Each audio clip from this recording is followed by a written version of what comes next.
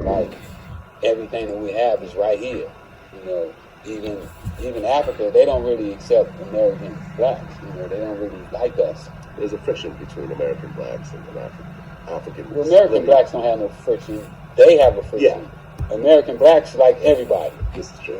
We just like accept anybody coming our community. Oh, come on in, bring your store and all your goods and everything. We'll buy that shit. You might not be worth a damn, but we'll buy it. We'll support you. Yeah, you're right. The racism comes from the African side. Yeah, we don't have any of that. American blacks, I feel, have been giving away their stuff too long. You know, it's time for us to become more conscious about everything that we do, what we do with it, who we allow to get our money. And I think that once they do that, it's going to be a big difference.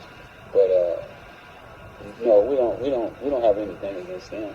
So I'm going to respond to that first part. You know, that's a interview from Vlad. So Vlad is, you know, he has a channel on YouTube. They get into this conversation about, you know, African American or African blacks and American blacks, and kind of the relationship between both. And I know this is a hot topic, and you know, I talk about this, you know, here and there.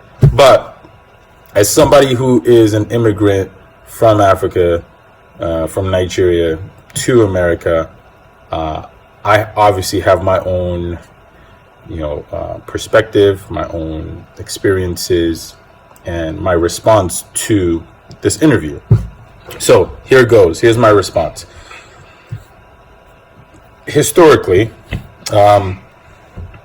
Black Americans, African Americans, and Africans, there is some rift, right? As an African immigrant to America, I discovered that when I got here. I had no clue about that while I was growing up in, you know, in West Africa, and neither do most people. To be honest, most Africans don't think about Black Americans, and you know, generally just think, oh, we don't like them or things like that. So that's not something that I grew up with, and I discovered that when I got here, and I discovered that through African Americans. So it wasn't a situation where I came and I didn't like African Americans. Quite contrary, I was trying to fit in, first of all, because I am an immigrant, and first people I gravitated to were African Americans because of their skin color. We look the same, we are the same people, or so I thought. And it was through those relationships that I discovered the kind of the rift between us, which I never knew prior to. So in I guess in response to some of his comments in saying, you know, American blacks just kind of accept everyone, like Africans are the ones who come and have issues with them. Don't get me wrong, there is a generation, like maybe generation before mine and moving on. Yes, they have certain things they say about black, or perceptions, and these are perceptions that, you know, have been fed to us. You know, you got to think in West Africa and Africa in general, you know, there's media is fed to people just like it is here. So the perception of anybody is based on what has been seen. The perception of white people, perception of Asians, perception of Hispanics, perception of Indians, perception of black people in America. And these haven't always been portrayed in the best way. These haven't been portrayed in a good light. So there generally isn't, aren't great perceptions of African Americans other than the rappers that most people see and see them flaunting jewelry. Movies, they just show, you know, the ghettos, and all, you know, the news always just feeds bad news, right? That's what they do. That's how they make their money. So the perception of African Americans has generally not been great in terms of what we've been all fed, but we don't come saying we don't like African Americans. You know, that's not something that happens. Our parents, if you look at African culture, you know, West African culture, our parents, they just immigrated. So they're moving here to give their kids a better opportunity, a better life, or what they seem to think is, or have been told is a better life. And that's their perception. They've given up a whole lot to move and immigrate. And so, just like any parent would, they want the best for their kids. So they're looking at it like, okay, this is all I know. This is all I've been fed. This is all I see or have seen. Don't associate with this people because of what they think they've perceived. And that's kind of how they try to raise us. But as somebody who immigrated and had my own experiences, my experiences have shown me that, generally speaking, it wasn't that I came as an African and had an issue with African Americans. Often, like I said, I didn't even know about that whole issue until I started experiencing, having experiences with other African Americans. I have tons of African Americans, obviously. I don't think I even have to make that statement. But I have a great community of African Americans, people that I consider family, people that I consider friends. And most of them weren't like that, However, once in a while you run into an African American who tries to tell you all about your African history and tries to tell you why, kind of creates this beef between us where they tell you why did we sell them into slavery and all these stories. So occasionally you'll run into that person who is bitter and sour at you as an African for moving into America and Nigerians especially. I'll say Nigerians especially excel very well, at least all across the world. But African immigrants, they excel. They get into business, they get into colleges, they get into schools, they excel in almost any arena, sports, whatever it is. So there is some strife there. I wouldn't say that's the census of all African Americans, no. But it is there. It's not completely true in the way Freeway Ricky and perhaps John Sally are saying it, in that African Americans have no issue. It's the Africans, they come and have an issue. That's not true now. You have it on both sides. You have, our parents' generation who are strict culture and grew up a certain way, and that's their perception of African Americans, and they don't want you to associate or become like them and be seen as a ghetto person, or not succeeding and blah blah blah blah, or becoming a rapper. Like, they have their perceptions, and you got to say, yeah, this is based on how they were raised, right? And until they have different experiences and start to learn better, that's when they start to change. And that very well happens. Once you have immigrant parents in America who've lived for a while and get to start getting involved with communities, their perceptions start changing, But I don't think it's fair to say that Africans come and have all these issues with African Americans, because, quite frankly, I didn't know I was a dark-skinned person before coming to America, and an African American pointing it out to me. I've had more derogatory and negative comments from my African American peers, about my skin color, and we're the same, So I don't think it's fair to say Africans have issues with African Americans and African Americans just don't. There are people on both sides of the fence. You have Africans who do have issues with African Americans in terms of their perception, and they don't want you to be like them. And you have African Americans who walk up to me and say, you sold us into slavery and it's your fault, and just start bombarding you with all this garbage. So it's on both sides. It's not just one-sided. It's not just one-sided. Africans there's a pride in culture. And that is something that I actually want to discuss, where this pride, Africans come with a lot of pride. And I think that's often what is perceived as, walking with your nose up, thinking you're better than African Americans. So that can kind of get twisted. Now, I can't speak for everybody, but what I can say is there's a certain level of pride that when you come and you go anywhere, it doesn't matter if it's America, Asia, or anywhere else on this planet, there is a pride that Africans generally come with. That pride comes from kind of understanding our culture, knowing our roots, our villages, our native tongues. There is a pride that comes with that. And that pride can be taken as cocky. That pride can be taken negatively. And of course, if someone uses that against you and say, oh, I'm better than you because I know my roots, obviously that's not good, you know? And I think that's definitely negative and shouldn't be, you know, even played with. But anyways, we do come with a certain level of pride and a certain level of confidence, that I can achieve anything I want to achieve. You know, I don't have to be a rapper. I don't have to be an athlete. I could be anything I want. I could be a doctor. I could be a lawyer. I could be the president.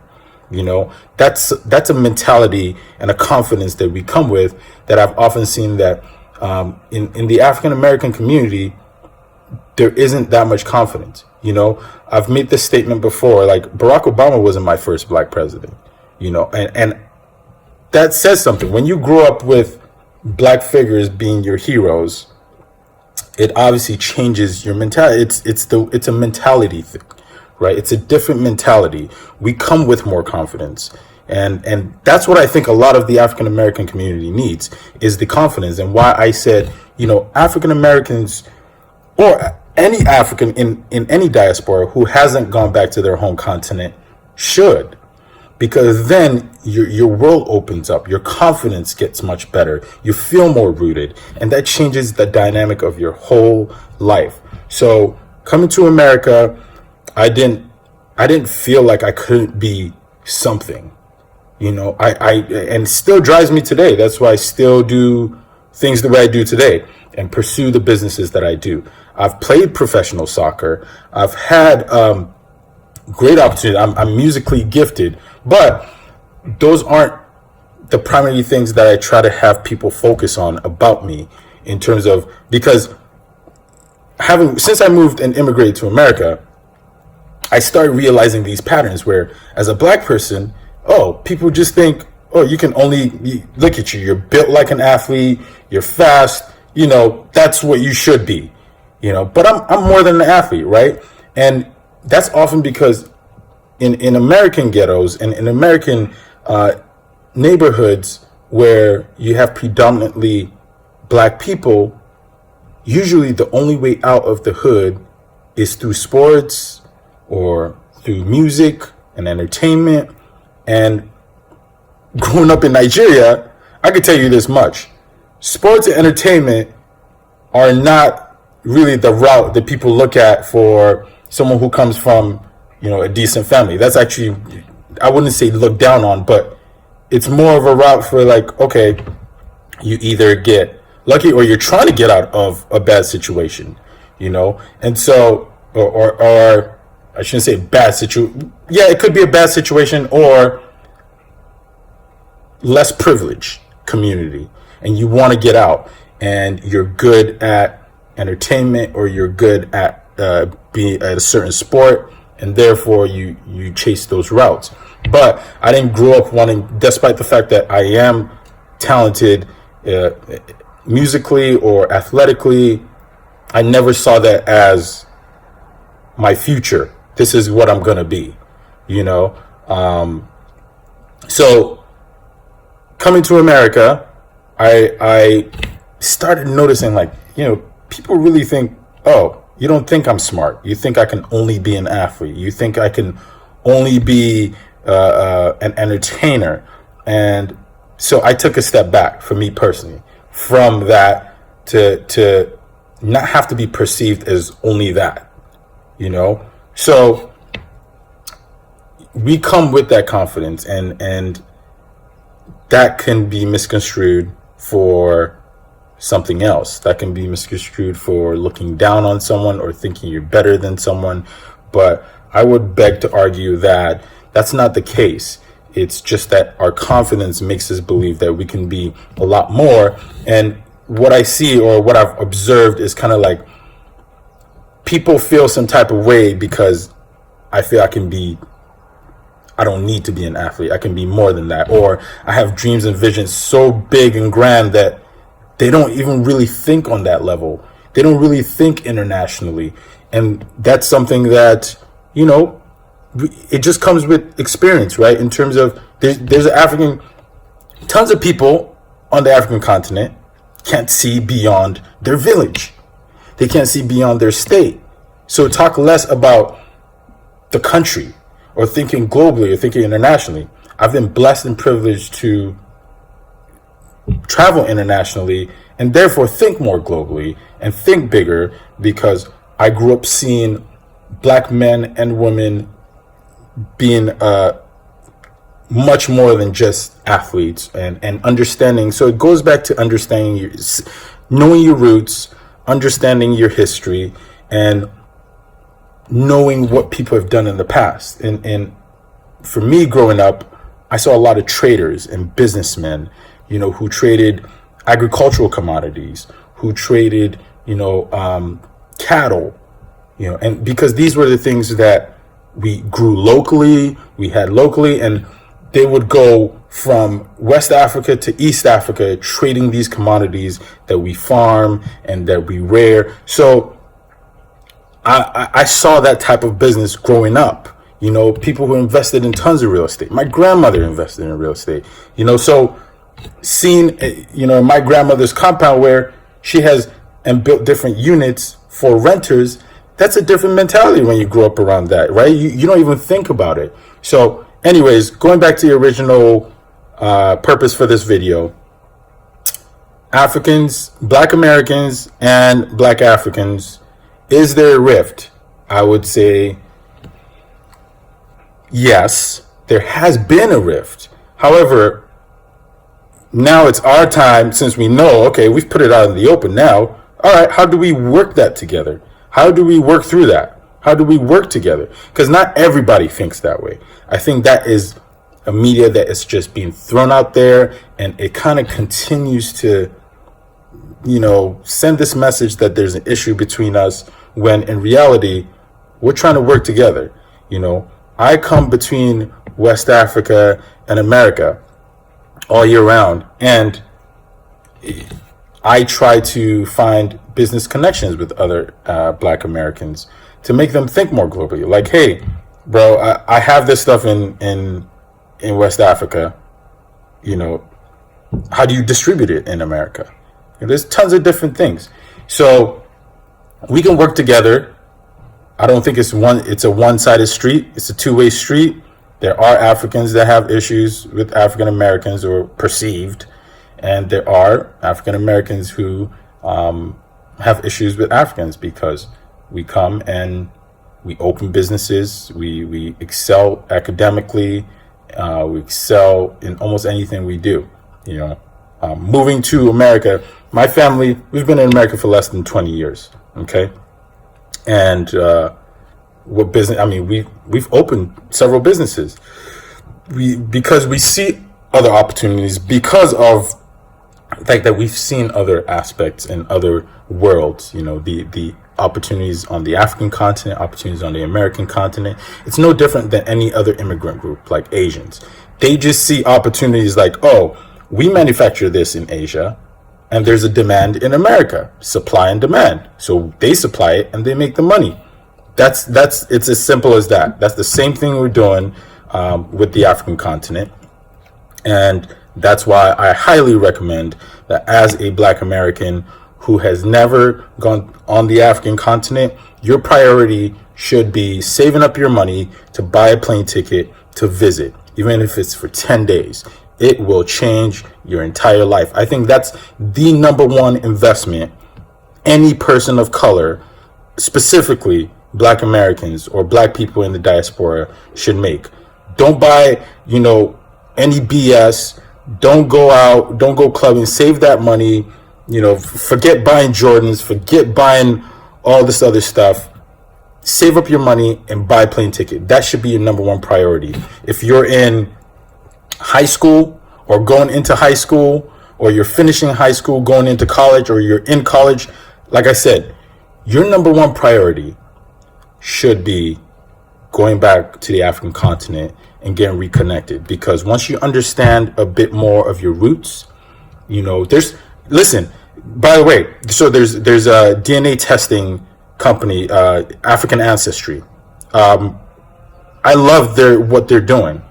They will give you your DNA test and tell you down to a tribe, what tribe you are. I think that's very powerful, because if you find out your Hausa, for example, and I'm throwing this out there, if you find out your Hausa, I will happily, host you in Nigeria and show you all about your culture, and show you all about Hausa people, and show you, everything, because that is so powerful to connect or reconnect with your roots. It gives you a foundation of understanding. It opens your mind, it opens your world, and your life will be forever changed. And so that's kind of my rant on, my response, I should say, on Africans and African Americans. I've had this I've seen this conversation being had with Godfrey, with John Sally, with Freeway Ricky, and a bunch of other channels on YouTube. But that's kind of my take on it. I also saw Dapper Dan on The Breakfast Club, and he was talking about all the African countries he went to. And I mean, first of all, I was extremely impressed. Really didn't know much about him. I knew the name, but didn't know, this guy is well traveled. He's been to a lot of African countries, probably more than I have. It's sad to say, but you can see how it's changed his mind. It's changed his perception. It's changed how he thinks. He thinks so global that he's not thinking local. That is the power of, being able to go back and reconnect with your roots, is you think so much more global, and you feel reconnected, and you have a certain confidence that money can't pay for. So that's that. Let me know what you guys think. If you like this content, subscribe, like, share, give me some feedback, and, let's keep the conversation going. So this is Shalom from Dreams and Ambition, and talk to you soon.